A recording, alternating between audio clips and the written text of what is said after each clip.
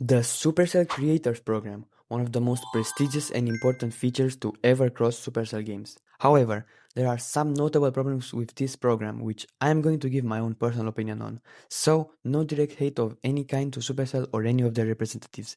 These are just what I think would drastically improve the Supercell Creators Program from a Tier 1 creator perspective. If you don't know how the Supercell Creators Program works yet, let me briefly explain to you. So, there are 3 tiers to the program. First tier, which I am part of and which I have been stuck in for a very long time, but we will talk about that later. This is available to almost all YouTubers, TikTokers, and Twitch streamers which create content involving any Supercell game. The threshold for this tier is very easy to achieve. I believe it's like 100 subscribers on YouTube, 1000 on TikTok, and 25 on Twitch. For the second tier, the official Supercell creators, it's a bit harder to get there. You need 5000 YouTube subscribers, 15,000 on TikTok, and 3000 on Twitch. But even if you do meet these requirements, it's still not guaranteed that you will be accepted as an official Supercell creator. You need to be consistent, original, and fulfill many other factors.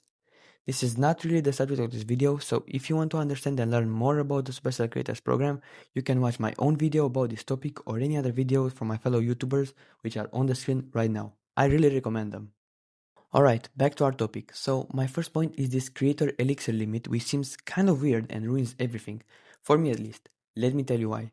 So creator's elixir is a currency on the creator's website which you can use to buy skins, passes, or even exclusive stuff to give away to your fans.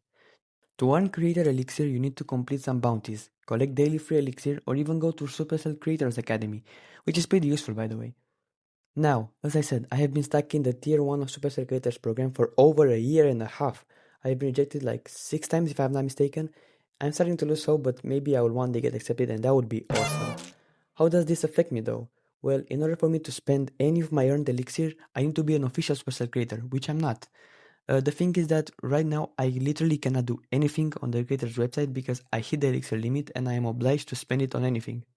But the thing is that there is nothing which I am allowed to spend it on, which means I cannot collect new elixir, which means I cannot collect bounties I do in order to give away passes or any other freebies to you guys, my fans, which is pretty disappointing. So Supercell, this kind of needs to be fixed because I'm sure there's also other creators like me which are stuck getting rejected over and over again, and we cannot create better content if we don't even have access to Supercell creators perks. So yeah, my second complaint I would say is the emails which Supercell sends you whenever you get rejected. Now, I don't even know how one of the getting accepted even looks like. I'm starting to believe they don't even exist. As I said, I have been rejected a ton of times and every single time is just a copy paste of the previous email they sent me. But maybe that's really what I need to improve, so I will listen to them. But the worst thing is that we creators cannot even dispute those emails. Like in my most recent rejection email, they said that the age you entered in the creators platform doesn't appear to be accurate, which I can assure you that I do meet the minimum age to be in the Supercell Creators program. I even have the Supercell Payments platform completed, which by the way requires you to give ID and personal information to confirm that you are legally eligible to receive revenue from Supercell directly.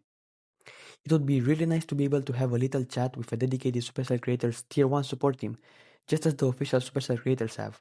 But yes, I do understand that this would imply too many employees and could end up in a large cost out of Supercell's pocket. I really find many of the reasons which I have been rejected for invalid, but there's no way for me to dispute that, so I just have to pray for my next application, which, by the way, is from 3 to 3 months. So yeah, with that being said, those are the 2 main reasons which I think kinda ruin the Tier 1 creators experience on the platform. It would be really nice to see them improved over time. Again, I meant no disrespect towards Supercell or any other Supercell Creators Program representatives. These are just my opinions and ideas to improve the platform as a Tier 1 creator.